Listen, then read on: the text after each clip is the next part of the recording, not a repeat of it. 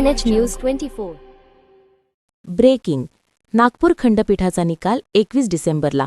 श्रीरामपूरमध्ये EVM सुरक्षेला लोखंडी कवच. नागपूर खंडपीठाने निकालाची तारीख 3 डिसेंबरवरून थेट 21 डिसेंबरपर्यंत पुढे ढकलली असून या बदलानंतर श्रीरामपूर मतदारसंघातील ईव्हीएम सुरक्षा यंत्रणेचा स्तर प्रशासनाने भक्कमपणे वाढवला आहे. निवडणूक अधिकाऱ्यांनी संपूर्ण परिसर हाय सिक्युरिटी झोन घोषित करत कडेकोट बंदोबस्त उभारला आहे. ईव्हीएम सुरक्षा हाय लेव्हल मोडमध्ये. मतदारसंघातील ईव्हीएम मशीनची निगराणी आता अधिक मजबूत केली आहे. यासाठी सशस्त्र बलांची वाढीव तैनाती, फुल पोलीस फोर्स ऑन ड्युटी, 10 जणांची विशेष सुरक्षा टीम, स्टेट पोलीसचे अतिरिक्त जवान असा बहुपर्यायी किल्लेबंद सुरक्षा कवच उभारण्यात आले आहे. 12 तासांच्या 2 सुपरविजन शिफ्ट्स. प्रशासनाने 12-12 तासांच्या ड्युटी शिफ्ट लागू केल्या असून पर्यवेक्षणाची जबाबदारी रोज बदलत ठेवली जाणार आहे.